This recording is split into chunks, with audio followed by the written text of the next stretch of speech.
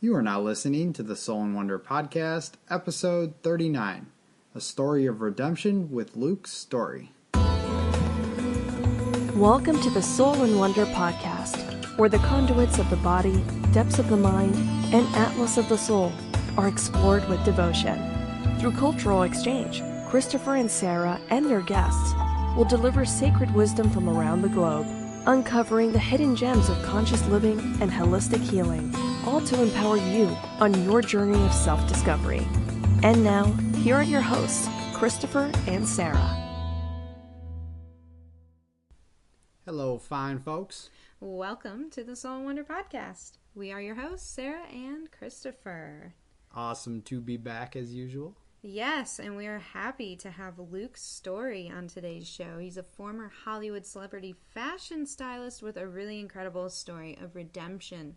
But before we get into that, we want to give a shout out to Laur, L-A-U-R 321, for leaving us such a lovely review on iTunes. And why don't we read it to you? Laura said, "What a wonderful journey these two amazing people are on. I feel their podcast to be very inspiring and educational. So happy they have decided to share this with us, what they are learning while on this path." Thanks, Laura 321, and if you want to join her, we'll give you a shout out next week too if you leave a review. Yes, so how do you leave a review? Just go to your podcast app if you have an iPhone. You can go down to the bottom right, click that little search button down there, type in the Soul in Wonder Podcast. That will come up. Click on the album artwork, and bam, you will see the review tab right in the middle. So go ahead and do that. And while you're at it, you can also leave one for Luke Storey. His podcast is pretty badass as well. The Life Stylist. Yes. One of our favorite podcasts that we listen to.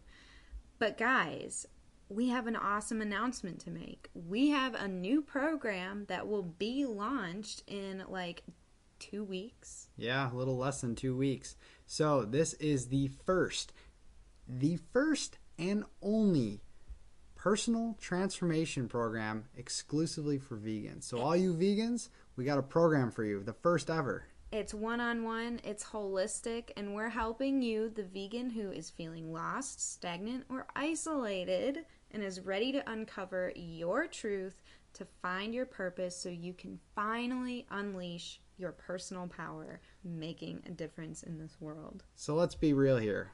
For all you vegans, you know this. When you first become vegan, you're wondering, what's next? What do I do from here? What is my actual purpose in this world? And we're going to help you dive deep into the inner landscapes of yourself to help you uncover all of this stuff. Really get to the bottom of it, because really what we want at the end of the day is you to make a valuable contribution to the world, and also to live a meaningful and just really fulfilling life. And an authentic one at that, so that every decision you make, all of your actions are in alignment with your core essence. Guys, this is exciting. Yeah, it's really cool. So plus the really cool thing, which I love about it, is that we roll all of our services. So right now we have health consultation, which includes herbal medicine protocols, detoxification, whole food plant-based nutrition. We have our Eat to Thrive program, which is still going to stay. It's to help you transition to a whole food plant-based lifestyle. We have fulfillment life coaching with Sara. She helps you dig deep, identify your core values. Get rid of those limiting beliefs, y'all. So we're taking all of this and essentially rolling it into one program, and it's made for the vegan. Body, mind, and soul approach. Holistic. So with that being said, we do have some really cool speeches coming up. November 8th. And it will be on our keynote topic, Finding Health, Happiness, and Connection, the Body, Mind, Soul Approach to Veganism. And this exact method that we talk about, this 9-step method, is the method that is going to be in the Core Essence Total Immersion. We just get to grab your hand and walk you right through it. Yes. So stay tuned for that. Stay tuned for a nice free webinar where you can learn a lot more about this program. And if you want to learn just a little bit more now, we got a little teaser page up on our website. You just go to soulinwonder.com and you'll see the total immersion tab. Click on that. It will tell you a little bit more. Yes. So once again, stay tuned for more updates. Well, guys, we're going to dive into this interview with Luke Storey. It is a lengthy one, but boy, is it good. Man, he is one kick-ass dude. For those who don't know who Luke Storey is, he's a former Hollywood celebrity fashion stylist and has spent the past 21 years developing and refining the ultimate lifestyle based on the most powerful principles of health and spirituality, while at the same time embracing the technology and modern conveniences of urban living. So, using himself as a human research lab, Luke has explored a super broad and sometimes extreme variety of measures to obtain optimal health, performance, and well-being. From, surviving being injected with poisonous Amazonian frog venom, to 3-week silent meditation trainings in India, to neurofeedback training in an isolation chamber, Luke has scoured the earth for the most cutting-edge as well as ancient technologies of healing and personal transformation. So he has tenaciously applied the results of his field research and used them to not only completely transform his own life, but also the lives of thousands of fans and followers through his various media channels and speaking engagements.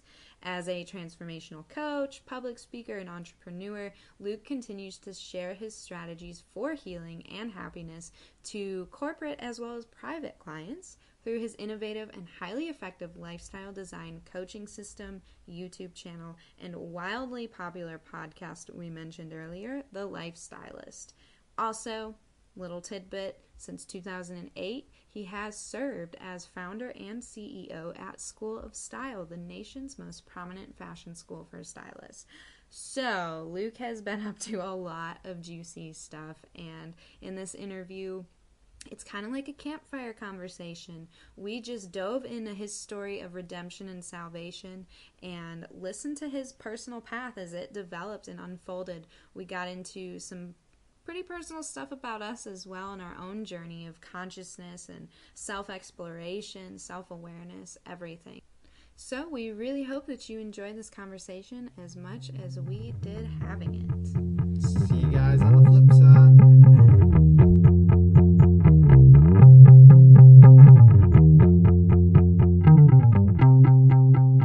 All right, welcome back, ladies and gentlemen. We are so pumped. We've got Luke Storey here with us. How's it going, Luke? Thanks for coming on the show.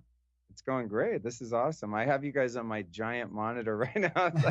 It's like I'm in a movie theater. This is amazing. I've just figured this out. Cool. So I'm doing great. I hope we look good on the monitor that you got. We got a tiny little phone we're looking at. We're trying to like squint and see you right now. That's funny. Yeah, you guys look great. I have you on on the Skype video, but I have a giant, like, I guess 24-inch iMac or something. So it's nice. I'm almost like going, wow, I could actually scoot back. There you go. Grab some popcorn, just recline. So, Luke, it's funny because Chris and I were originally attracted to your podcast because you do the same thing that we do. You bring on people for health, spirituality, personal development, all that really good stuff.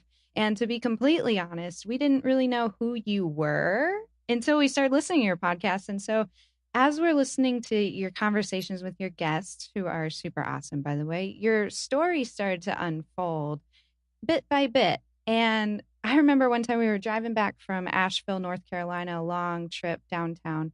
And we were listening to one episode. It was with the sound therapy, Nate Martinez. Yes. Nate Martinez. Awesome episode. Good dude. And Yeah, I remember we both go to pause at the same time and look at each other, and we were like, this Luke dude is cool as shit. Like, who is this guy? So we backtracked and listened to more of your episodes. And we have to admit, this is more of a selfish episode for us because we're inspired by the bits of your story that we've heard. And we just want to get to know you, see what's up in your life, like how your conscious path developed, etc., and things of that sort. So thanks again for coming on the show.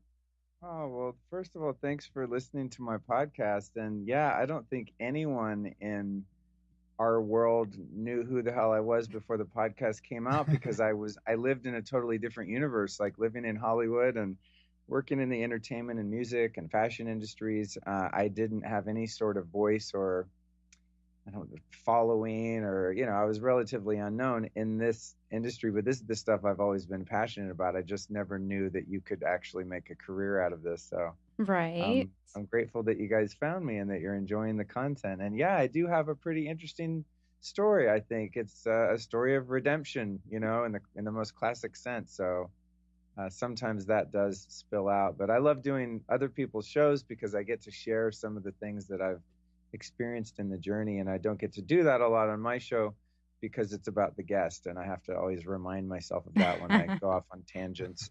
Absolutely. Absolutely. Yeah. So I guess we're just going to open it up with the big question. Where does your story truly begin? What's the first thing that pops into your mind when someone asks you that? Putting you on the spot there. Yeah, it's fine. I love being on the spot. And that's why I never prepare for these things, because on the spot is where the magic happens. That's right. That's And right. the very first thing that came to mind for me was my first spiritual awakening when I was 26 years old in 1997. And that is really when I feel like my life began, even though I had, 26 years of being in a physical body. That's when I started to awaken to the fact that there was something other than my thoughts and my feelings that had tortured me so in the years prior. It was my first glimpse at liberation, and that liberation at that moment came in that I became instantaneously free of addiction, which I had been suffering from for a long, long time prior. And so it was one of those gifts or awakenings that I didn't even realize had happened until quite some time later. And it's something that is still sort of unfolding even now, almost 21 years later. Like, the miracle of that moment is being revealed to me on a deeper and deeper level. And it's really exciting, because that's what gives me the impetus to continue on the path of surrendering to my higher power. Essentially, I have to learn how to get over using the word God, because that word God like really freaks some people out, and I guess we've destroyed it. It has so much baggage and religious connotations and stuff like that, but I really do believe in God. I mean, there's no other way to say it. And that was the first moment in my life where I had a direct experience with God. And so that's the thing. I won't say that I'm chasing it, but I'm just always looking for ways in which I can continue to expand that experience into more areas of my life, more introspection and development, and a continuing awakening, because I don't think there's an arrival point at which we've made it up to the top of the mountain and then we just chill. I mean, if you're in a human body, then it's the discovery and the challenges and the learning and the awakenings have to keep going. Oh, this third density. As soon as you think you've got it, that's what we're dealing with here. So it's been, back to the original thing you said, it's been really fun to sort of allow that to unfold, being the host of a podcast and interviewing all these other people. And then it's sort of like I've been surprised in a sense that people are interested in what I have to say and my experience and my perspective, because I still operate from very much a student point of view, especially on my show. I mean, I interview the most brilliant people. I'm sure you guys have this experience being hosts yourselves, and I'm like, oh my God, I can't believe I get to sit down and have these conversations. I mean, I just interviewed Sharon Salzberg at her apartment in New York, and that's amazing. I'm sitting there going, yeah, I'm like, how is this happening right now? I don't know. I just keep surrendering and surrendering and surrendering to the truth about myself and universal truths about everything. And I keep being put in a position now where I have the opportunity to share my perspective. And it's sort of like the experience to me is coming to realize through the reflection from other people that I have a lot more wisdom than I give myself credit for. because you know how it is. I mean, you guys obviously work on yourselves. You're always looking at the mountain of coal in front of you yet to be shoveled. So I never feel like I really have that much going on because I'm always working on the next thing. You know, it's Mm-hmm. I find something that needs to be addressed in my personal life, or a pesky defective character that I'm, trying to eradicate or whatever it is, or just seeing ways in which I'm still identified with ego and all of that. But to someone who's maybe just starting out on the journey, I have a lot of information and a lot of experience, so it's fun to sort of come into my own at this point in my life at almost 47 years old and starting to do speaking and being on shows and going, wow, I do actually have a lot of valuable, not knowledge, but also just life experience that people find useful. So I really, I appreciate your acknowledgement and you giving me the opportunity to continue to do so. Yeah, of course. I mean, to be honest with you, as you said, it's just a never-ending journey, and it's something that, since Sarah and I met, everybody, our listeners know at least, but for maybe your listeners, we met in Africa about 3 years ago while we were serving in the Peace Corps, and since that moment, since we came together as a union in this union, we've never stopped learning and growing together and being able to always examine anything that's going on inside of us, whether the shadow parts of ourselves and that sort of thing, so we can relate on such a profound level to what you're talking about right now. And it's a magical journey. It's a turbulent journey. It takes a lot out of you, but at the same point, if you're not growing, then what's life really?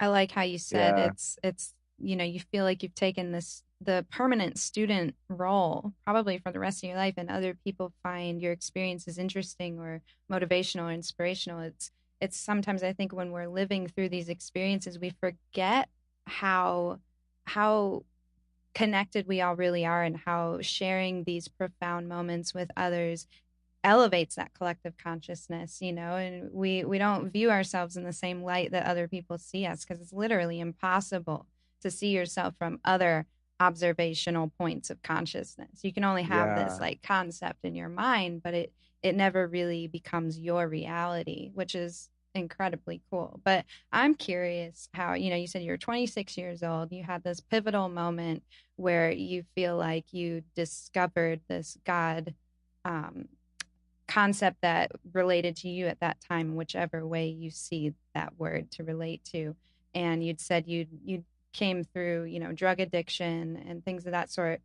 Do you mind sharing what this pivotal experience was, or was it something that just sort of happened organically over a short period of time?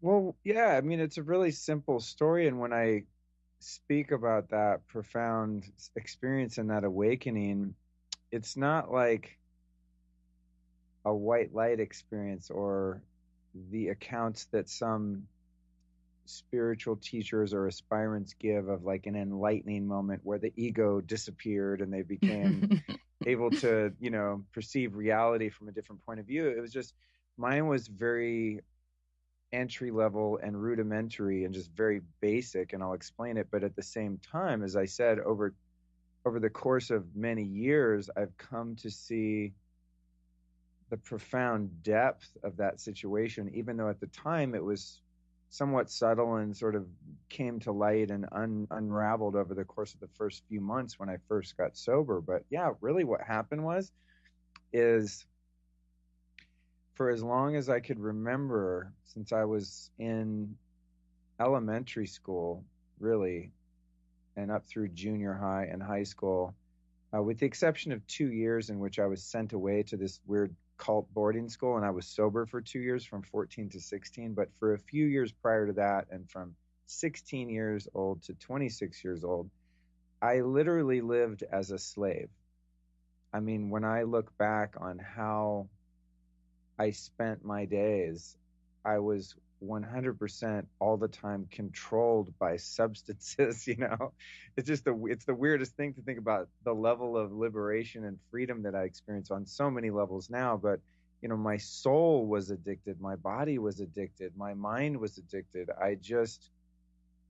Everything that motivated me on a daily basis was dictated by using chemicals to alter the way that I felt, because I felt so uncomfortable all the time. I mean, I was so overcome with negative emotions and patterns of thought. And that started really, really young as a reaction to trauma, and then the shame that ensued as a result of the trauma, and then compounding more self destructive behavior into a more shameful experience of self, to where I became a person that just really didn't like myself and was constantly at odds with reality and at odds with myself. So there was a profound sense of discomfort and self loathing and outer other loathing and resentment and hostility. And in order to be able to stay alive in my body and not leave through suicide, I had to medicate. You know, I put myself on meds. And so my psychiatric medications were ones that you buy on a street corner. You know, back then you used to, well, this is not in the early days when I was a kid, but later on in my 20s, that you had pagers, you know, you paged the guy. And it was like, you know, that's how you got in touch with the dealer. And so I lived at the beck and call of a pager or who was on the street corner. And I really lived, I mean, there's no other way to say it. I lived in bondage, not only the physical addiction, but as I said, the bondage of being so consumed by self-centeredness and self-obsession and self-pity, and really, really at the mercy of my negative emotions, my painful emotions, and my thinking. So what happened is that I hit a real bottom in my life, to where I knew that I was going to die, go to prison, be injured physically, because I was putting myself in a lot of very dangerous situations with really dark, dangerous people. And it was one of those things where I envision it as like when you see in the cartoons when one of the characters in a canoe and it's about to go over a waterfall, and they're trying to, you know, scramble and row the boat to the side, you know, to prevent them from falling over the waterfall. And that's the feeling I had on a very existential level. It's like, oh man, my higher self, I think, was telling me, Luke, you better bail, man. You better get out, because it's about to end, or it's about to get really, really dark. And so I thankfully had enough desperation and humility at the time where the idea of asking some invisible friend like a god to help me didn't seem that crazy, because I had tried everything within my own power and my own resources to help myself. So what happened that day, I guess it would have been February 15th of 1997, which is a day I celebrate every year, is that I literally got on my hands and knees and I prayed to a God that I didn't know, that I didn't believe in. I had no religious experience, no training, no dogma, no belief system.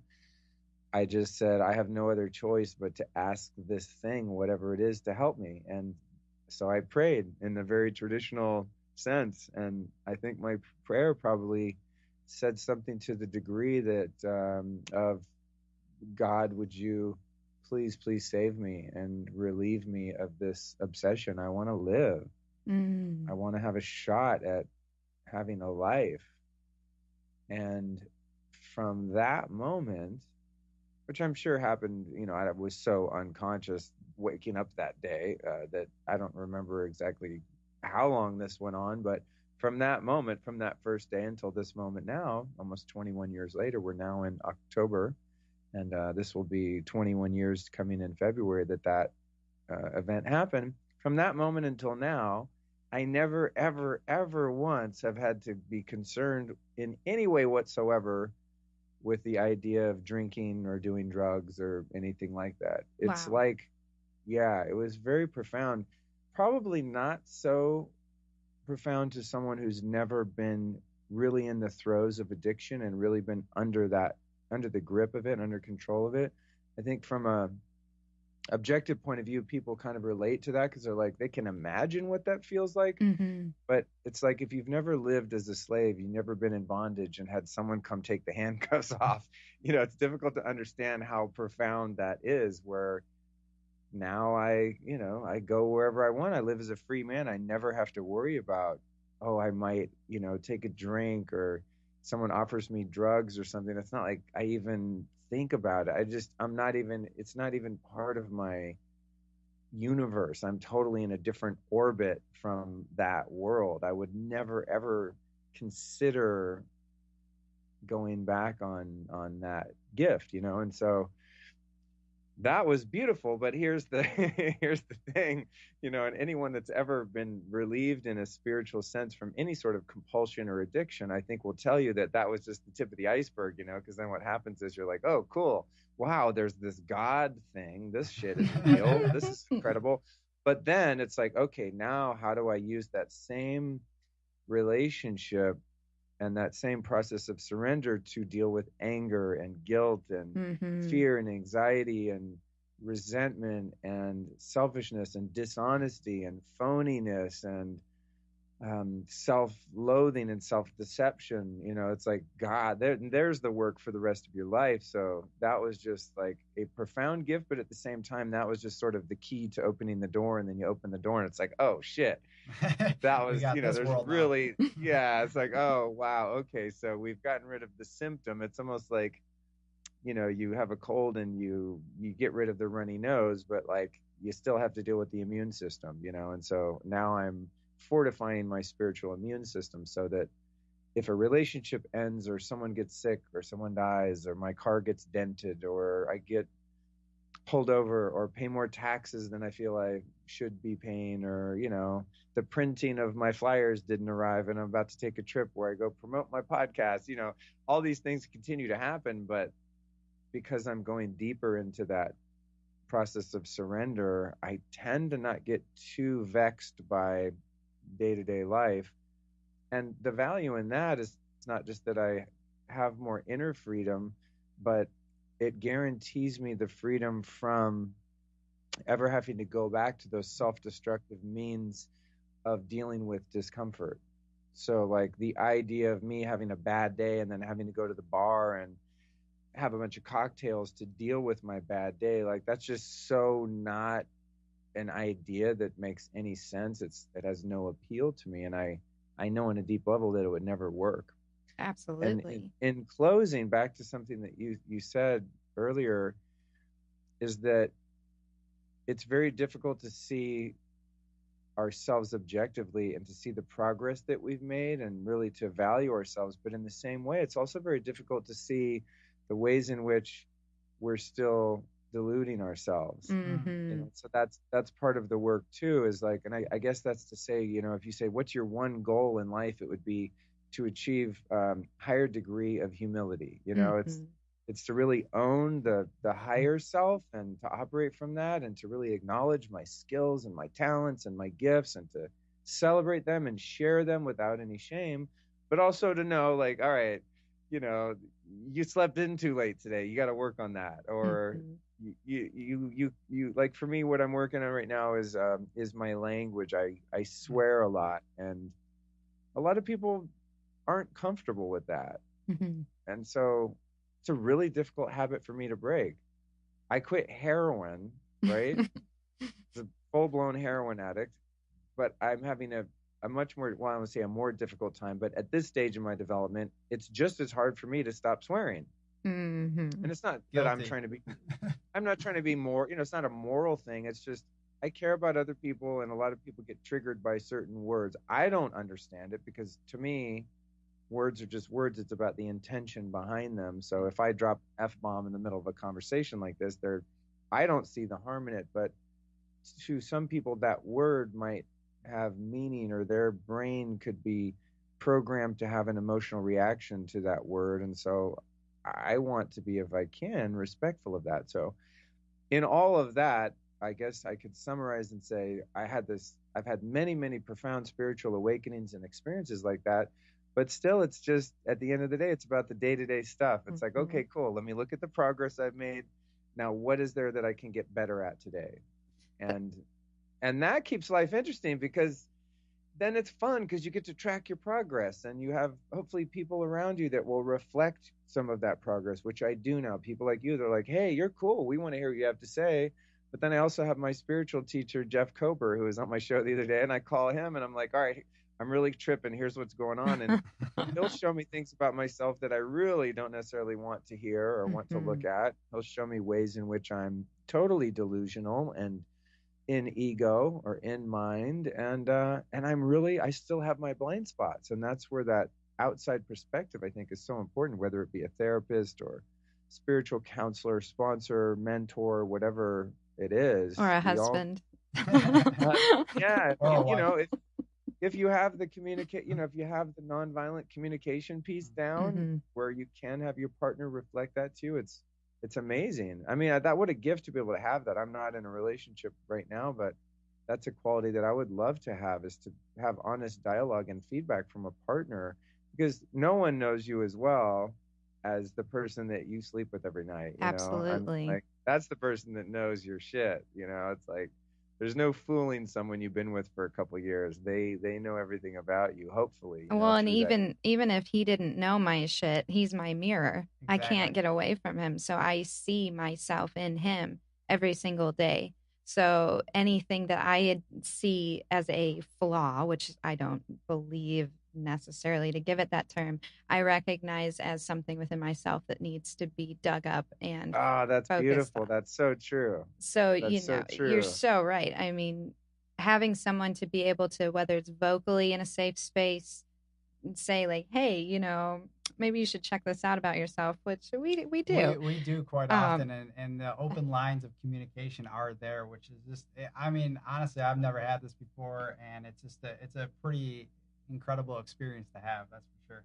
But I just want to say before we go down the stream of consciousness, because this is going in a wonderful direction, but the fact that you were able to break that cycle with one act of humility, one act of vulnerability, one act of just pure presence, of giving up every bit of control and power to something that you didn't even know existed at that point in time is incredibly profound. And I wish the English language had the words to really describe that, because I've been in the drug scene too, and I've seen what it does firsthand too many times with people, and the bondage that you referred to is very real, and it's not just this thing that you can flip on and off, and I don't have to explain it. So to be able to just all of a sudden hand that over, and for 21 years, you said now coming on, to never have to be concerned about going back to those vices, is just incredibly inspirational. And I can't wait to share this story with our listeners, because I know people will find this motivating for sure. And I know you. It's so. Oh, go ahead. Go ahead, Luke. Well, actually, it's worth saying one thing. I did a show on an episode on my podcast. It was the first one, your intro one where you tell your story, and I called mine Return of the Jedi, just because my name's Luke and all that. But I interviewed this woman, Abby Galvin, in New York City, to be on my show.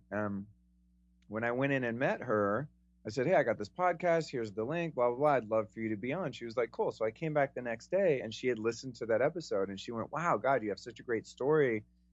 It's this story of salvation and redemption. And, you go through all this gnarly stuff, and then you try all these weird, practices to try to get better and, all that stuff. She goes, but you never said how it happened, and I got to listen back to it, because I'm like, what? How did I skip that part? But, I really want to give credit, if I can do so in a way that, follows spiritual traditions. But it's not like I just said that prayer and then like, oh, I just stayed sober forever. I really got involved in addiction recovery and, in groups and all this kind of stuff. So I had a lot of peer support and support from a lot of mentors along the way, and continue to do so, so I have to give credit where credit's due. It's not just like, oh, I just became a spiritual seeker and continue to get that relief. That was like the initial awakening, but then I've really had to make myself a part of recovery communities and make sure that I really stay plugged in. And what I've noticed, or because you said you might pass this on to other people that are struggling, it's not just like, oh, you just say a prayer once and then you're good. I mean, I really had to change my entire life and make sure that I was around other people that were also in recovery from addictions, on an ongoing basis, and continue to do so. And also, after a time when I kind of had had solidified that sobriety within myself, that I started to help other people to achieve and maintain that. And I continue to do that, just, obviously pro bono. And it's just one of those things where, someone says, hey, I need help, that someone who's in the throes of addiction or alcoholism or something, it's like, I'll never stop doing that. That's what really feeds me and keeps me, I think, safe and protected, is that, like, I reached out to other people when I was first sober and they were there for me. I feel this really spiritual, deep obligation to be there for others in that same way. So it's I think it's important to state that, that's not just like a one-time thing and then I just go, unicorns and rainbows from here on out. I mean, I've been very involved in recovery, so if you go to a treatment center like I went to, they're going to give you an aftercare plan that's like, go to sober living, go to meetings, do this, do that. I mean, there's definitely like a method to this. And I think that's important to state. Anyway, what were you going to say? No, that's fantastic. And to your point, having a mentor, I think is huge. I mean, with any point in life, it doesn't matter what you're going through, having those mentors, those mirrors, as Sara said, along the way, to be able to reflect back and to be able to, like you said, with your spiritual teacher, to tell you some of the things that maybe you don't want to hear, or maybe the things that you might be ignoring. So I think that's huge. And I think that's amazing that you're giving back to that community. So it's really flipped around, come full circle for you to be able to then have that experience and then share that experience and help people that are going through that experience. So, well, our trauma becomes our sole imperative, our purpose for contribution in a way. And I feel like when people run away from that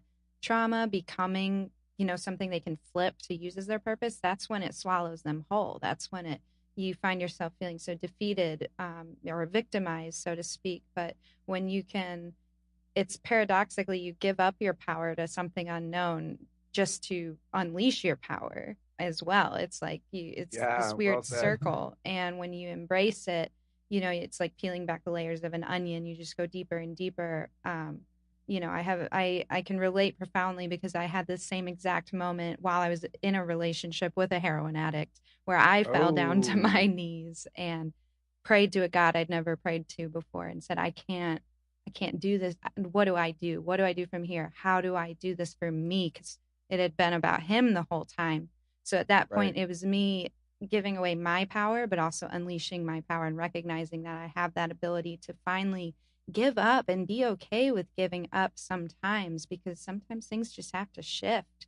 And everybody's situation is different. But in that moment, being in a cycle of abusive relationships, it came time for me to fall on my knees and say, I need help. I need to figure out my next step. And like you said, it wasn't just this magical wand and everything's pretty and happy. It's just that you start to see the doors open that you didn't notice before. And you just walk through one door and take your time and walk through the next door and take your time. And next thing you know, you've surrounded yourself with incredible people that can help pull you out of that pit that you've been in. So this is just interesting hearing from your perspective on your side of the story, as I'm like trying to keep my life separate, my past situation, to hear you fully. But that's something that I've never connected with someone on before in that moment. So I enjoy it's the great cosmic giggle, is that the way to win is to surrender. I mean, that's the thing, about spiritual work, is that it's counterintuitive in a sense. It's counterintuitive to the mind, not to your, to your heart, but it's that everything is almost backwards in spirituality. It's really weird. So it's like, say you're up against something and you're exerting your will, say in your case, I'm trying to get out of this pattern of involving myself in relationships that are dysfunctional or that are harmful or dangerous or just not healthy. And you break up with someone and then you're like, I'm never doing that again. All right, God damn it, I'm going to follow my own rules this time. not going to have sex too early or whatever it is, whatever it is that traps us. For me, it's usually that one, it's a habit/pattern that I've had. And then I end up in things that don't necessarily serve my highest good because I didn't think it through, but the natural inclination is to like exert more will and more force and just, well, I just got to try harder. I can beat this. And then we try and we try and we try, whatever it is, whether it's eating too much ice cream or, smoking too much crack, whatever compulsions we have, the counterintuitive thing is to surrender. Like that's the way to victory, is you stop fighting, you put up the white flag. And to the ego, this makes no sense. The ego is all about the battles, and it's really good at fighting, but it's not good at winning. It doesn't understand the war. It's like the soul can kind of, if you have those moments of clarity, you can see like, okay, man, I'm trying everything here and all of my resources are failing me. And in that moment, like you had, and like so many of us have had, in that moment of surrender, what happens is I avail myself to a power that's so much bigger than anything that I have just unto myself, my own self-contained willpower. Okay, I'm not going to do a relationship like this again, or I'm not going to drink tonight, or I'm not going to spend more money than I earn, or whatever compulsion or dysfunction I'm experiencing. The moment you surrender, it makes room for this universal, unlimited power to enter your life. And so it's like when I walked out of that treatment center, it wasn't as if I was a robot and this God that I'd surrendered to was like controlling my feet as I walked down the street. It's just, I was actually given the power of choice, which I had lost. And that's the miraculous thing about surrender, is that the ego doesn't want to surrender because it doesn't want to lose the power that it thinks it's exerting over your life. But when you do surrender at depth, you get more power than you ever could have imagined. And it's a power that's eclipses the power of the ego infinitely. You know what I mean? Yeah. I mean, I have like real power that is available to me in my life now when I'm in a state of allowing rather than in a state of pushing and forcing. And this is true of the creative process of everything that's real and good in life. The power of surrender and allowing nature or the universe or God to operate through us really gives us the ability to have an impact on such a more profound, deep level than we ever could just willing it with our little monkey mind. It's like anything you want to accomplish. I mean, it's like I was sitting on my couch a couple days ago and I just was booked to speak at a couple events that I just say yes to stuff. Like you guys asked me to be on your show. I'm just like, I honestly don't even think about it. I'm just like, yep. Yeah. Good. Let's do it. Why not? Yeah. And I was sitting on my couch and I was just thinking about where I came from and that now I have the opportunity to go share some of this stuff with people. And my business partner, Lauren, who I used to be in a relationship with some years ago, she's just achieving all of this success outside of our business that we own. And she's having these opportunities come up, and she had texted me, oh my God, guess what just happened? And she booked this big job. And I just sat on my couch and I just cried, and I just surrendered more because I was in a moment where I could really see the miracle that is my life, and not just my life, but the life that so many other people that I'm engaged with also have, because all my people are on the same damn path. Whatever they're, well, not the same path, but they're on the same journey, maybe even a different trail, a different path, sure, up to the top of the same mountain. So it's like being surrounded by so many other people that are also continually surrendering, and then watching that unfold is really, really powerful. It's so magical. And talking about surrender and just that, letting that universal downloads come into you and feeling that just overwhelming just sense of peace and clarity and all of that we've sat many nights just looking at each other and be like, where are we? What is happening is this right real? now? That's so awesome. And tears coming down our face, being like, man, like this is just, it's incredible when you let that happen and you let those feelings come in and you step out of creation, right? And you start to become that observer, and you're just kind of looking down on this fairy tale type of life, and just where is this all coming from? But at the same point, you're so appreciative and so thankful for that, everything that you have. And it's just, again, it's ineffable. There's no really words to describe what we're talking about. It's a feeling that sits deep inside of your heart that, again, you just can't really describe. It's that truth behind the words. We've been talking about this a lot. It's that space, that emptiness and everythingness that's behind that thought that's rambling through your head, and the words that we're speaking. You can't explain the truth. You can't even understand it with words. You just have to be it. And it's being one with that intelligent energy that just courses through our veins, and recognizing that while this is all so important, it doesn't matter at the same time. We live in a constant paradox, and we've created this, right?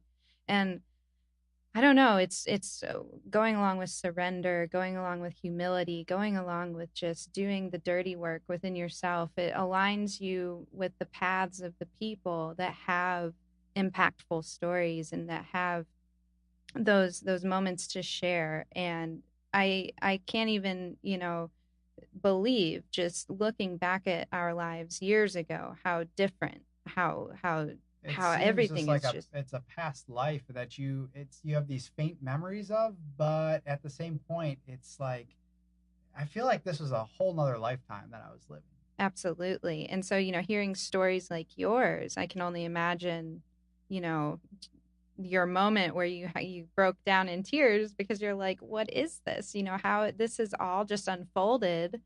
And you can trace it back to that moment when you're 26 years old on the ground saying, I'm throwing in the towel, like, show me this way. And you were willing to follow it. And not a lot of people I think ask, but they're not willing to listen. They're not willing to see the signs that are coming their way to help show them the road that they need to take for redemption, for salvation. And the ability to shut up and listen is the saving grace, I think, as human beings. Because if we just didn't let that ego get in the way to begin with, well, we wouldn't have had the heroin problem. We wouldn't have been in the abusive relationships, yada, yada, yada. So it's stepping back and removing that from ourselves, where we can finally just see it for what it is and listen to everything around us as something that's a part of us anyway, rather than something so separate. So kudos to you for listening. Yeah, you guys are great, man. And it's so interesting to have been on this journey for a while and now meet younger people like you two that are onto all of this. It's so strange. I don't know if humanity is having this. I believe we are having an awakening right now. There's I think a shift for sure. Yeah, I think the 1960s were just like jacks for openers. That was just, I think what we're about to experience, honestly, is a true revolution of consciousness. So that's there. But also, I'm like, maybe there were people like you guys around all the time, but I was just not tuned into the same channel. I was like on the freaking in an alley somewhere, in a totally different plane of reality. And I know that those planes still exist, and I'm not tuned into them. So it's just fascinating to meet people that are kind of on the same page. I go, wow, where did all these people come from? But I guess it's. Do you guys know the 100th monkey principle? Have you ever heard that? No, I have, but refresh our memory. Well, the 100th monkey is sort of it's the idea of entrainment, where people in different places at the same time share an experience, even though they weren't directly influential on one another in a way that's perceivable. And no one knows if the 100th monkey thing is true, but where it comes from is something like this. And I'm totally paraphrasing this. You'd have to Google it. I think there's a Wikipedia of the 100th monkey concept or principle, but essentially there's two islands, right, that are separated. And there's no way that the monkeys on island A can be in contact with the monkeys on island B. No way. Just totally physically impossible. They're too far apart. They can't swim, right? Mm-hmm. Well, one day the monkeys on island A, a couple of them figure out how to, well, maybe one at first actually figures out how to open up this coconut a certain way, like use a tool, for example. And then it sort of spreads to all the monkeys on that island, and they're all just kicking ass opening the coconuts. Then shortly after, at the same time, on island B, all the monkeys all of a sudden know how to open the coconuts like that. And it's this idea of entrainment. So I witness that all the time where it's like, wow, everyone's just sort of waking up whether we like it or not. And you can see this a lot in what's going on. And I definitely don't want to get into a political conversation, but you can see what's happening around the world politically. There's a lot of, I mean, I think it's really exciting. I'm pumped. I think like, wow, shit's changing. This is awesome. Might get rocky for a bit, but there's definitely something different happening than what I've seen since 1970, you know? So there's a lot of shit getting stirred up. It could get a little destructive, the weather, the politics, all of this. But I really think that all the human minds that are in consciousness are connected, and we're all going like, wait, there's more to this than meets the eye. You know, there's something going on here that we, you know, have been perhaps unaware of before. And it's great to see, like, you know, like I said, young people like you. I mean, not like I'm 80 years old, but I'm a few years older than you. And I meet people like, I just interviewed this kid on my show, Matt Maruka. He just turned 19 years old. And wow. I mean, I sit down and talk to this kid about consciousness and biohacking. And I'm just like, dude, you're a Martian. How do you know this shit at 19? At 19, I was just like, where can I get sex and drugs? Right. You know what I mean? It was just like, just one goal, one idea about the world, just how can I feel better? How can I feel better? How can I feel better? You know, and I interviewed this kid, and I mean, he's teaching me all about biology and circadian rhythms and DHA and blue light and EMFs and how to have healthy relationships and, you know, have a spiritual experience. And he knows about ego and how to be aware of it. And he just listened to podcasts and like found it on the internet. It's not like he's been living in a monastery in Tibet or something. He's just a regular kid from Philly. But you also have to be ready to receive it too. Yeah. You know, like I feel like how many times have I heard something, you know, maybe that he was listening to on his podcast or looking up on the internet, and how many times did it just go right over my head or right through my ears? Right. It's not until that moment when you connect with it on such a personal level that it just, everything suddenly makes sense. And I agree though, you know, I'm meeting kids. I mean, I say kids, I'm 28. Am I 28? Yeah, you're 20. I can't remember if I turned 29 or 28. I don't, concept of time doesn't exist for us anymore. But, you know, I'm meeting younger kids too, like 17, 18, you know, that you can have these conversations with. And it blows my mind just as much as it blows yours. You know, but like I'd said before, it's almost like you open yourself up so the paths just start to intertwine. And it's this collective consciousness that's been enhanced and released since now the pimple is popping. As disgusting as that sounds, it really is erupting. And we have this ability, or we have this opportunity to seize this.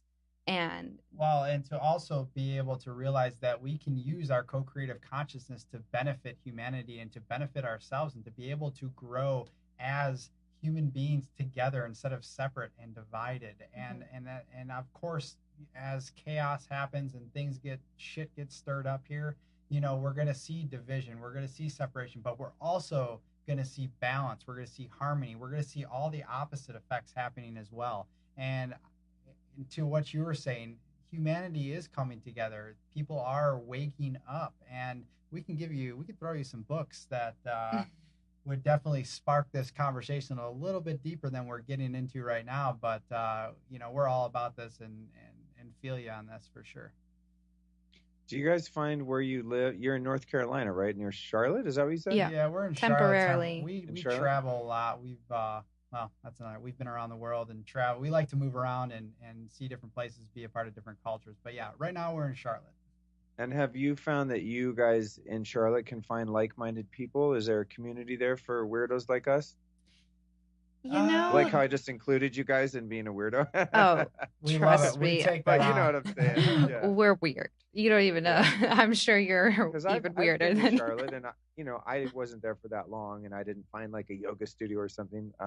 But it seems like a place that has less people doing Kundalini yoga and this and that than Venice, California. Let's just put it this way. Right now, I mean, there's a millennial scene here. So there's definitely, I'm 30, as she said, she's 28. So for our scene, the millennials, it's growing, it's becoming bigger. There are more yoga studios popping up. We're vegan, so there's a lot of good vegan restaurants popping up. So that scene is happening.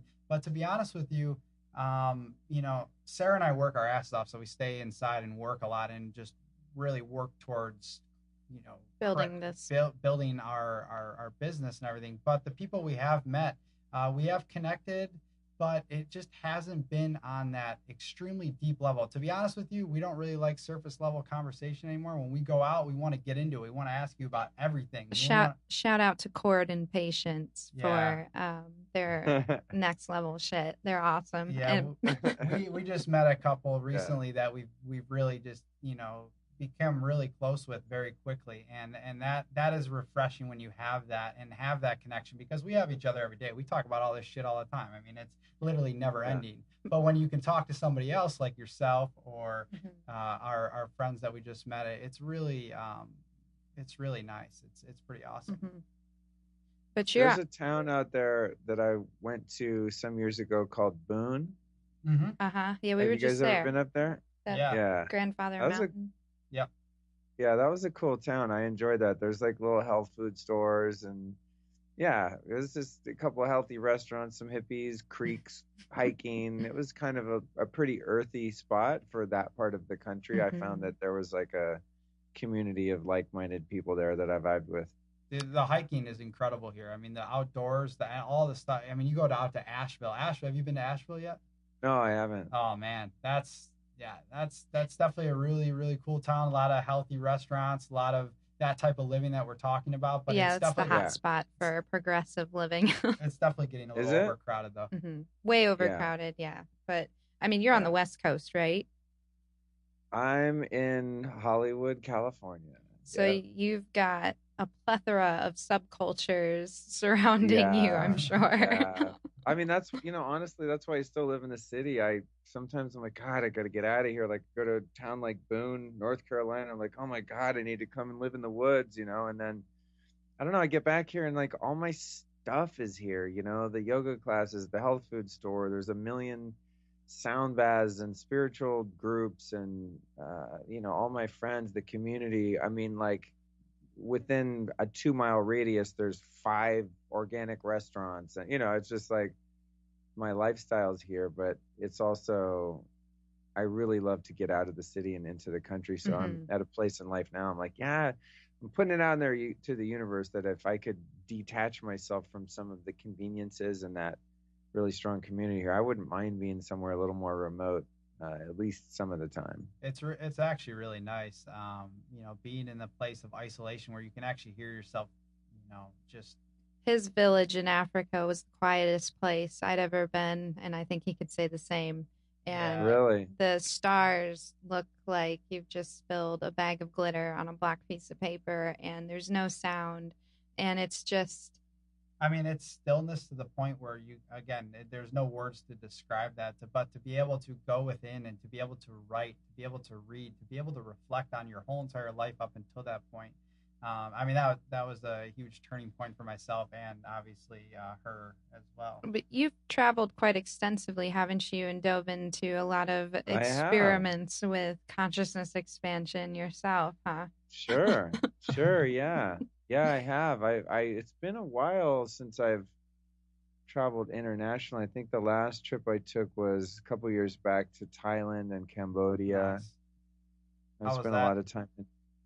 Oh, it was amazing, man. I went to Angkor Wat, which is like just the most bizarre, talk about consciousness. Yeah, just really interesting place in Cambodia, and Siem Reap, one of those phenomenal places that popped up on the planet at the same time as a bunch of other seemingly unrelated things like pyramids and stuff. There's just magic there. It's really cool. And then I just love tropical areas, so it was really great to go to Thailand and stuff like that. But the last trip I went on that was really spiritually centered was the India trip. That was like in the early 2000s or something. I went there for about a month and went on like a full-on guru pilgrimage kind of situation. But the one thing that I haven't done in terms of travel and probably won't do is the shamanic, hallucinogen plant medicine kind of vibes. That's not really my path, Sure. But a lot of people do find value in that experience, but it's not been mine. But when I travel, I obviously look for the most conscious people that I can find. For sure. It reminds me, I'm due for like another another trip. I don't know where I would want to go. I don't really have any place on my bucket list right now, though. Weirdly enough, there's Go to one Colombia. place I'd like to go is I'd like to go to the cool hot springs in Iceland. Oh, It's yes. like called the Blue Lagoon, I think. That's That'd be something I always see Yes. on Instagram, and I'm like, that looks sick. I gotta go there. You should But mostly when I definitely. travel, you know what I really look for is I like going to hot springs around the world. That's kind of my thing that I look for. Even when I went to Thailand, like everyone's like, let's go to the beach. I'm like Googling hot springs, and I got on a bus and drove like 3 miles out of Krabi and found like the sickest hot springs out in the jungle. And That's amazing. that was like one of my favorite parts about the trip. Yeah, there's something about healing water to me that just really, there's a strong pull to that. And tomorrow I'm going to Aspen to speak at a couple events out there, and there's a lot of hot springs around that area. So that's what That's I'll incredible. be finding, like cold ass rivers to jump in and hot springs to jump in. That's like that's my real like nature connection. Yeah, is the water. Stimulate that lymphatic system. Yeah, totally. For sure. As Sara mentioned before, you got to get to Colombia. Have you been to Colombia yet? Country? No, I have not. I've only been to Brazil down in that region. I've not been to Colombia. But Man. my brother's going there next week, actually. Really? Where's Yeah, he going? he's You know what part? Medellin. Okay. Yeah, he's got some sort of date down there or something of that sort. It involves a female or females. So I'm looking forward to see what happens for him, because it sounds like he's got some cool introductions going on in Colombia. Yeah. That's And awesome. I like Latino women, so Don't we all? see how my brother does on his trip down there. But I've always been really attracted to Latino women, and I think that's what he's up to down there, is some romantic getaway. So who knows? But I'd go to Colombia just for the hot springs anyway, man. Oh, Man, yeah. There's some really good hot spots. We spent about a month there, and we just fell in love with it. We're definitely going to be going back there, hosting retreats, and hopefully, just spending some Awesome. leisurely time there, because it's an amazing country. I've heard that. Yeah, I've heard that. Okay, I'm going to put that on my list then. Do it. I don't know why I just don't have the travel bug so much now, like when I was younger, I think I was like, oh, I got to go to this country and that country. And now it's sort of like, unless somebody gets me off my roost, like my friends were like, dude, we're going to Thailand, let's roll. I was like, okay. I probably never would have gone if they didn't like plan the trip and kind of put it together. We had a guide and stuff like that, a guy that, had lived in Cambodia and Thailand for a long time. So there was a reason to, but God, I probably would never go anywhere if someone didn't like kind of get me off my butt and inspire me to do so. Yeah. I think it's sometimes when in the younger years, you feel like you don't have enough time in the world, and so you just want to do everything as quickly as possible. And Right. I before I if I wasn't moving around, I felt like I was wasting time, and I'm just gonna deteriorate in that one spot. And now that we've found each other and we've traveled quite a bit together, but we're not rushing things quite so much anymore, and we're learning how to value that space between doing, where we're just being, and it's such a gem to really absorb You that. guys you're maturing, that's great. Isn't that fun to be able to observe and experience that? Yeah, for sure. Absolutely. So you to kind of bring this back full circle, you went through this amazing redemption, as you called it, and spiritual unfolding, consciousness expansion experience throughout life that's never-ending process. You eventually started helping other people too. Now you're a transformational coach, right? Yeah. And how do you find that work to be fulfilling for you? I'm sure quite a bit. Oh man, you know what? It's so cool working with people, because after having a podcast for a little over a year now, I was just getting tons of questions about this, some stuff about health and like the best supplements and dietary recommendations and herbs and biohacking and all this kind of stuff. And what I found is, as my show, and I still do content about all that stuff because I'm very much like a geek when it comes to health and all this, but the questions coming in started to become more about existential issues and emotional, spiritual, mental blocks that people were having. And again, going back to what we were talking about earlier, I don't see myself as someone who has it figured out by any stretch. I mean, I'm still baffled by a lot of things, and I'm just constantly working on myself. So I never thought, oh yeah, I'll be a spiritual teacher or a transformational coach. I still don't even know what to call it. Like I get booked at these events and they're like, how do you want to be billed? I'm like, I really have no idea. I mean, what I like to talk about is really what we've been talking about, which would put me in the category of like a spiritual teacher, but that just sounds so weird. It does. It does. Yeah. Because I'm not, I mean, I'm a rock and roll guy and I like have sex and cuss and like sometimes I eat junk food and you know what I mean? I'm not like a saint by any stretch. But what happened with the coaching was a lot of people started to send in questions to my website and social media that were a lot deeper than just like, hey, what's better, reishi mushrooms or lion's mane or whatever, you know? They Which were are both less great. yeah, totally. less surfacey. So I think what I've done in terms of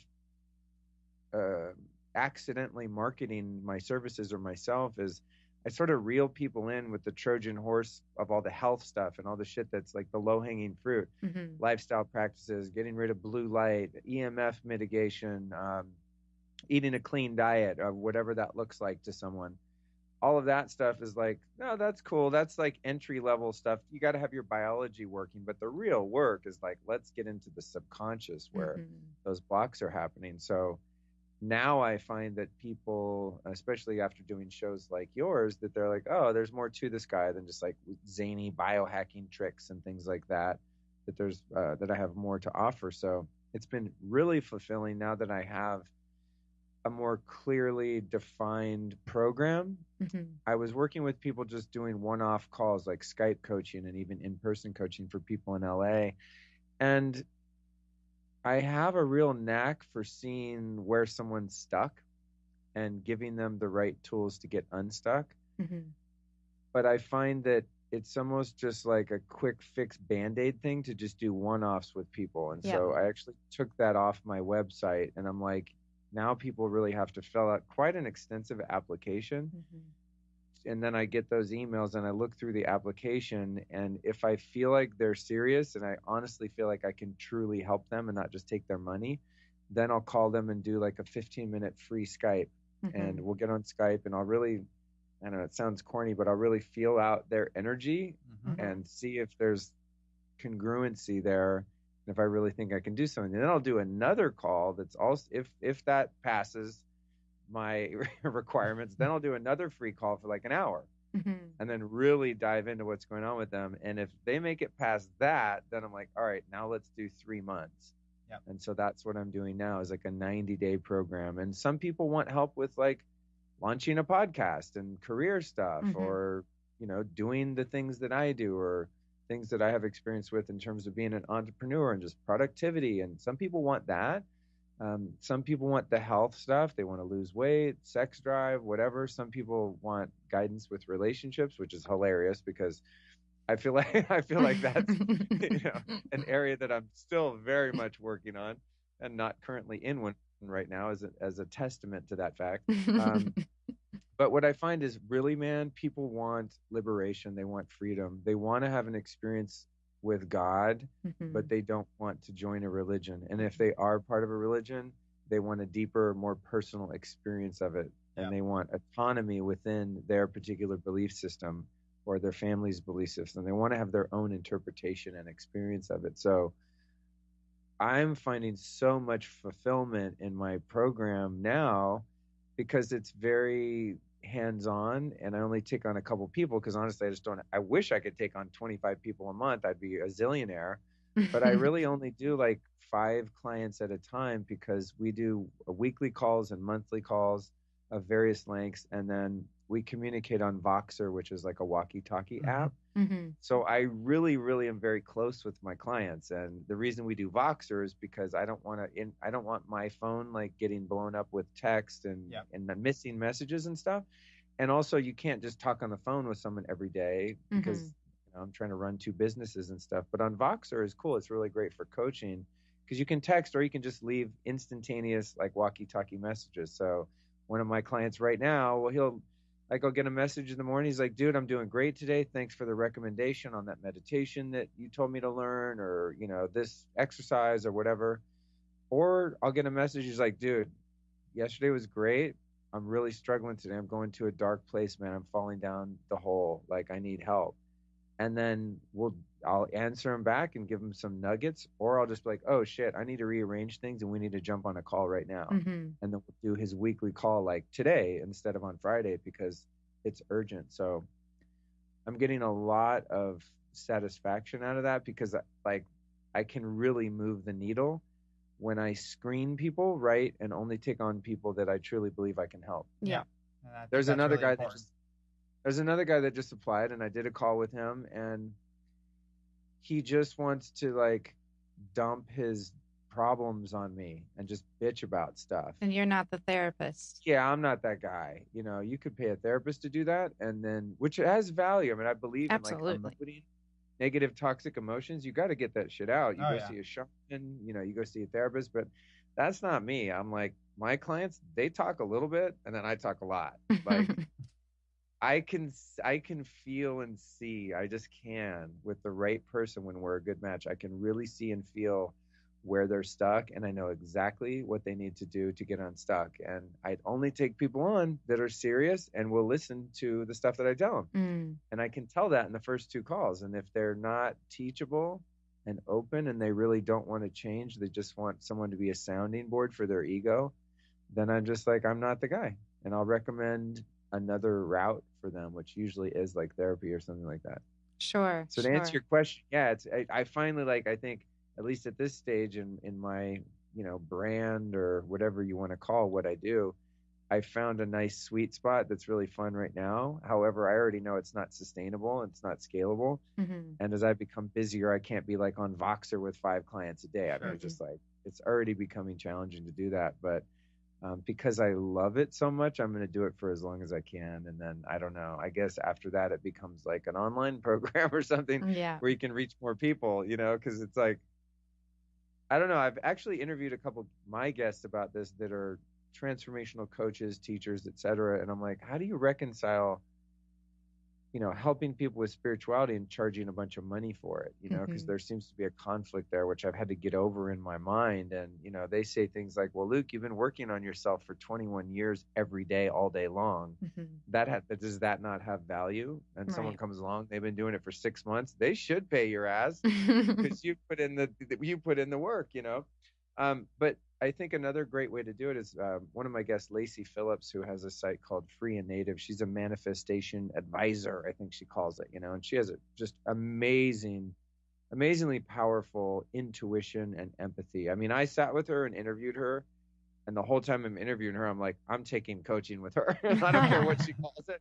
And right after we were done, I was like, when can I book a session? Like, you are badass, you know, because she has that same ability. But what she does is when she's much more popular than I in terms of the, you know, the coaching thing. She's like, well, at a certain point I hit a threshold and I could either do one of 2 things. I could take on more people less effectively, or I could take on fewer people and charge more money. But then I felt bad about that because only rich people can afford me. So what she does is she charges a lot to work with her one-on-one. It takes like 6-month waiting list, but then she takes one pro bono client on every month for free and gives them the same exact service, you know. So I can foresee, I mean, I already do that, to be honest, with like a lot of my friends that I mentor, but they're not like part of an official 3-month thing. I just have a lot of friends that are in their 30s and are younger and dumber than me, and I help them out. They're smarter in many ways, though. But I think that's the thing, is perhaps developing something where you give a certain number of people services for free, and then it balances things out a bit so that you're not only getting people that have already solved the financial piece. Because the thing is, I find a lot of clients, they have limiting beliefs that are preventing them from being able to afford something like working directly with me for a period of time. So it's like, what do I do with them? Like, all right, I'll coach you for free until you can afford me, you know, or something like that. So yeah, we talk a lot about this too. It's so fun and fulfilling to watch someone have a discovery of their higher self and have an experience of God and spirituality that never would have ever believed that was possible for them. That's like, I don't need anything much else in life other than that. I mean, just to be a co-conspirator in someone's own awakening, there's nothing more fulfilling that I've ever experienced. The only thing I can imagine is probably fulfilling to that degree on a soul level, or perhaps even more, would be having a kid, or a couple kids, where you're literally the steward for a soul to incarnate, and you guide them and protect them in their little physical entity body and impart your wisdom and experience to them. I mean, I'm sure as a parent that's probably like light years beyond what I'm experiencing as a coach, but coaching and stuff is sort of my version of parenting until my life circumstances facilitate the full on deal. Well, I couldn't agree more. Watching somebody unfold into their true potential and really discovering their most authentic self because you shared that space with them is one of the most rewarding feelings that I've ever had to experience. And we also talk about the child thing quite often because that's on our minds. We're like, Yeah. Well, we've actually, not many people know this, but we've had like serious dreams and visions of our future daughter. Shout out to Kaya Sage. Yeah, we've already named her. We've talked to her. She doesn't exist yet. We're crazy, but man. premonition That's dreams. so cool. That's but so cool. You're right, because that's got to be something that we can't. I mean, we don't understand it, right? We can only pretend like we possibly could, but well, and to also talk about this real quick, it's a true testament to what humanity is going through, because now people are reaching out to really want to explore themselves on a deep level. And we work in a similar space that you are, doing with your clients, and maybe just a different way. But that same thing where people are coming to you and really wanting to unfold and transform and discover themselves so they can be the best version of themselves possible. Because when that happens, they can then give back to humanity and make a difference in the world. And that's really what we talk about a lot, and getting people in to be able to help them to that degree, and then unleash them and let them go out and do their thing to contribute in such a positive and beautiful way into the world. I just think a lot of people are tired of this rat race. I think a lot of people are tired of being stuck. A lot of people are... You talked about, being a slave. I mean, that's what a lot of humanity is, in the sense of literally, that we're going to school, and I don't want to knock anybody's path or anything, but for me, I was doing the same thing. I was going to school, going to grad school, getting in the corporate world, climbing the corporate ladder, and then I said, oh shit, moment. And then I could go to Africa and I find myself and I change, and I'm doing something completely different than I ever thought I would ever do. And it's the most liberating experience, especially doing it with somebody, as with Sara and the love of my life. He loves me. Just having you guys are so cute. I love it. Having those moments, and being able to wake up to that fact, and helping other people do that is amazing. But I wish more people would be able to live their life fully and openly, and being able to do the things they actually love to do, instead of working for somebody they hate, doing something they can't stand doing, or just doing something that other people tell them to do. Exactly. How many of us, at what point in our lives did we have to decide, like, okay, my parents want this, but I want this. My spouse or partner wants this, but I truly want this. At what point do you finally say that your needs, your values matter, and it takes a certain level of commitment to go within the self to discover those needs and values? But once you know your fundamental driving forces, your whole life, the bricks just lay one by one if you're willing to do the work, and if you're willing to listen, if you're willing to teach, learn, teach. It's this amazing experience that I think fear is the number one thing that holds people back from their full success, because success means things have to change. It means people have to fall out of our lives. Sometimes it means habits have to die away. Well, and getting out of your own way and being able to go out of your comfort zone is the most, I think, crucial thing for most people, to be able to leave that comfort zone, whatever bubble they're in, and step outside, even if it's for a little while, whatever it is, to be able to step outside of that, you really start to awaken to a whole new side of yourself. So getting out of that comfort zone, getting out of your own way is huge. Absolutely. But, it's great. I wish we had more time to just dive into even more details of your story, because I know that it goes all kinds of directions. Unfortunately, we do have to wrap things up. But before we go, is there any last bit of consciousness, nuggets you'd like to leave for our listeners that have really absorbed this conversation and are excited to take things a step further in their own path? It's like, do you have any last words? Last thing you want to say before you leave the planet, kid. Man, I think that the answer to that question would be different every month or every 6 months or every year, because as we each grow, what we need in those moments of growth is different, so it's like a year ago I would have had a totally different perspective, but what I'm finding right now, just as a snapshot in my own evolution, is how important it is to, it's hard to say it in a way that doesn't sound corny. I think self-appreciation and self-love, it's beyond self-acceptance. Acceptance of self to me is just like, okay, so, I'm 46 years old. This is how much money I make. These are like some of the habits that I have that I'd like to change. These are some of the ones that I have changed. It's sort of like just a casual analysis of oneself and saying, yeah, I guess I'm a pretty cool guy. I don't hate myself, so therefore I accept myself. And that's a good start. But to really begin to own one's own uniqueness and majesty, and for me, just having the experience of being, not authentic, but being like a fucking awesome person. It's like, oh my God, just to look at myself and go, dude, you are amazing. You are so smart. You're so creative. You're so driven. You're so talented. Like, Luke, hello. It's almost like I want to knock myself in the head sometime and go like, dude, wake up. You're dope. You're really fantastic. Yes. And that's like the message to myself, is like, man, just own your power, own your worth and your value.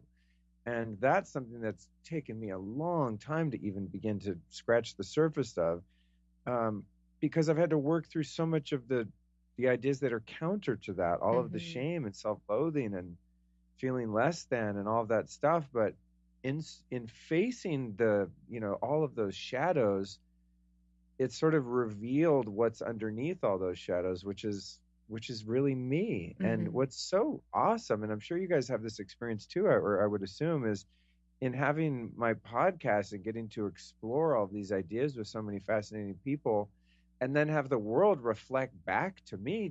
I'm just being my normal kooky self, just doing my thing. I'm not trying to be anyone special, but the feedback I get because I'm putting out my personality and my Your authentic creativity self. and all that. Yeah, I'm putting that out in a public platform. I get so much feedback that it's like the feedback loop is finally hitting me, where I'm going, wait, all these direct messages on Instagram of people being like, oh my God, you saved my life. You inspire me. Now I believe in myself, this and that. I mean, it's just nonstop.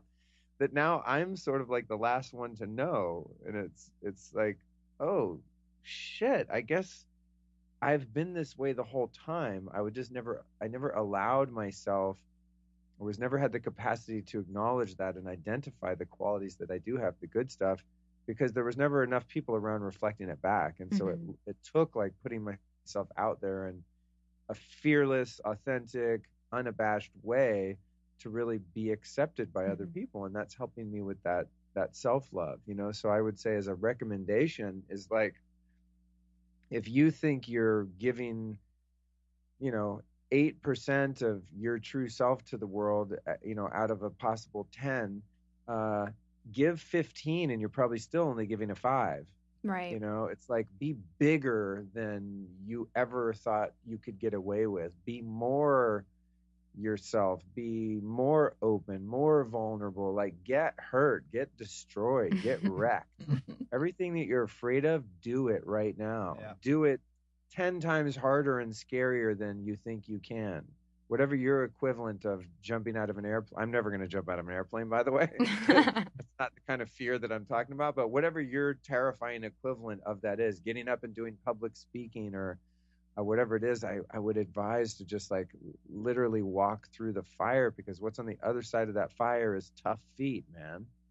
You know, it's like I'm becoming so much more resilient, and with some self-awareness, and I think giving credit where credit's due. Like for me, going back to the beginning of this conversation, knowing that where all of this stuff that people are now so into, that at least the people that are into the work that I do, is that it all comes from the initial surrender. And so I know that, like, if I can take a nice photograph or play something on guitar or run a good podcast or do a good interview or coach people or inspire people or do whatever I'm doing, that I didn't invent myself. So therefore it's like you're immune from getting a big ego about it and thinking you're the shit. Because like, even when someone's like, hey, someone told me yesterday, I was in yoga and after class, this girl looks at me and she's like, dude, I just got to tell you, you are so good looking. You are like ridiculously handsome. You could be a model or something. She's like, I normally don't do this, but like, you're stunning. That's what she told me. And there wasn't one iota of me that felt elated from that, or like got a boost from that, or felt like I was the shit, or like took it to the head or anything like that. Because it's like, I literally didn't make my body. Like the physical protoplasm that makes up whatever this thing is that I'm running around in, I didn't come up with it. So therefore I can't take any credit for it, although it was nice to hear. And I was like, just instantly the credit goes to God.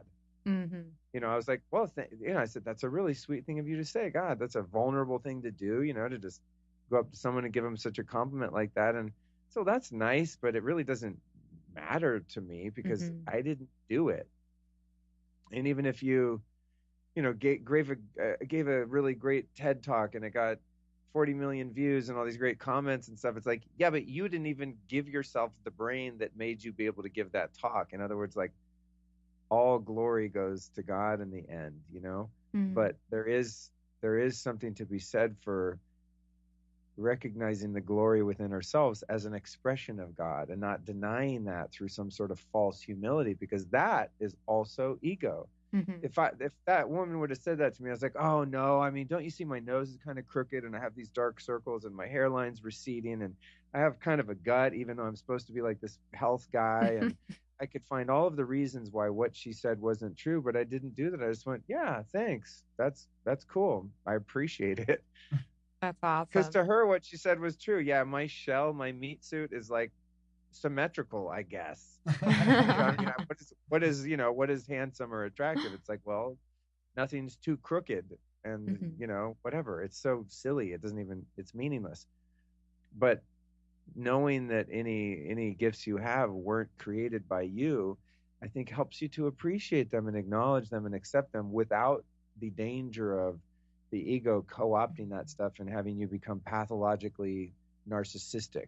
It's like you realize, yeah, okay, so what? Like, I'm in a meat suit that you know, could be a model. It doesn't matter. I have plenty of other problems to work on, you know. So thank God at least I got that. But then, you know, I bite my fucking fingernails and I can't stop. So there you go. It's like, I mean, literally, I'm sitting here like picking my nails as we do this interview. I'm not nervous. I have no perceivable anxiety, but I literally can't stop that habit.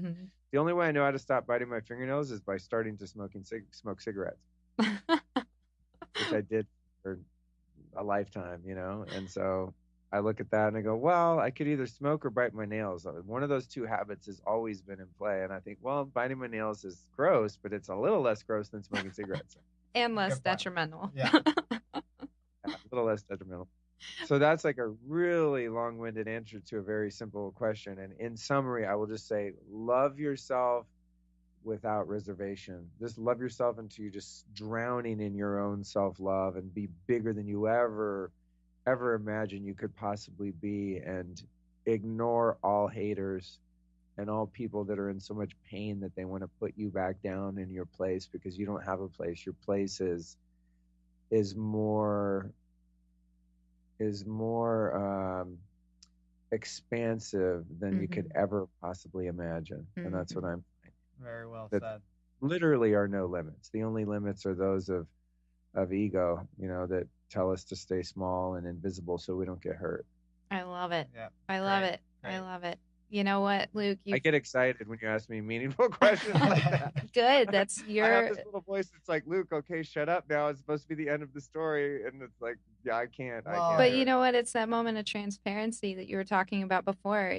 People want to see people for who they are. And if we're constantly censoring ourselves, cutting ourselves short, worrying about length of time, worrying about perceptions of others, that's where we cut our own selves off from who we are to the core. And so your transparency is refreshing. And I think that's why you find so many people attracted to you, is because we don't get a lot of transparency in this world. And this is something that we vowed together as a team when we started our business, that from that moment, we will be transparent, we'll be raw, we'll be uncut. We're going to show parts of ourselves that you would be terrified to show to most people. But you know what? So many people need that, because they're seeing all these highlight reels of the world and they're thinking, shit, I'm screwed up because nobody's showing themselves. Well, look at them on Facebook. Right. You know what? You know how I look at that? It's like the difference between your Instagram page and your Instagram stories. Yeah. It's like, I try to keep my Instagram page pretty sexy looking, I mean, not literally sexy, but I mean, well curated. Yeah. But my stories, I'm totally spastic and mental and just like, oh, absolutely. I'm ridiculously real on my Instagram stories, but I don't want to mess up my feed. So that I like, if I have a picture and I have big bags under my eyes and I'm going to do a selfie, I will literally go in and like smooth out my skin with an app and like look better than I actually look. It's totally fake, a lot of it. Mm-hmm. But the stories are like, wake up in the morning, like looking real shitty in the mug and just posting it and mispronouncing things and having bad grammar and swearing and not being in shape, and the all that is great. The stories are what matter, when it comes down to it. The stories are what matter. And so if our listeners want to follow you on social media, where can they find you? Well, if you want to see a more edited version of me, that's on my Instagram, which is at Luke Storey, Storey. If you want to see the real, uncut, raw dog, then Instagram stories on that same account. But I think really the most value that I'm putting out into the social sphere right now is my podcast, The Life Stylist. Mm-hmm. You can find everything that I do at my website, lukestorey.com. And there's a place on my homepage where you can get on my newsletter. And I have a very respectful, restrained newsletter policy. I only email people if I'm going to do a speaking event, which are most of the time free anyway. And when I do a podcast release or like a YouTube video or something like that, I don't really like market stuff for the most part, at the time being, when this airs at least. So a great way for people to get like tons of value out of me is to go to my homepage and get on my newsletter. Cool. Perfect. Awesome. Well, we definitely recommend that to our listeners. The Life Stylist podcast is truly inspirational. And I tell you, we've really enjoyed this time with you, Luke.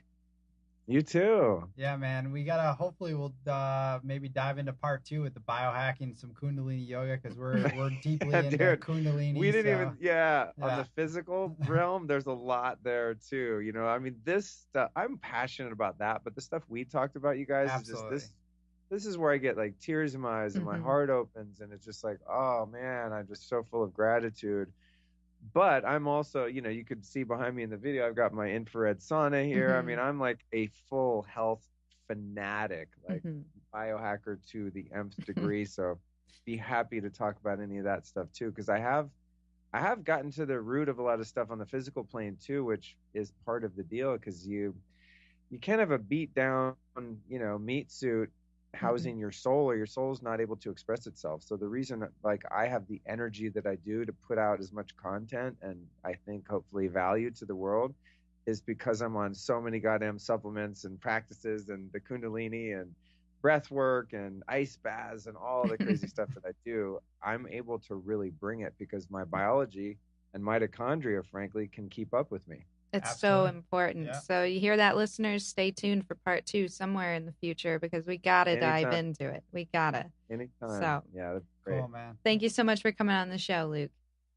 Thank you for inviting me. What an amazing conversation. You know what I really like about that is an interview turned into a casual conversation where we got super deep. That's right. You know, you have these questions that you really want to ask the interviewee, and you just end up turning into a conversation like you were best friends.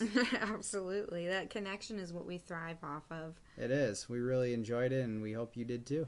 Absolutely. So guess what, guys? Remember to stay tuned for updates on Core Essence. Join our inner circle by subscribing to our website to receive updates via email.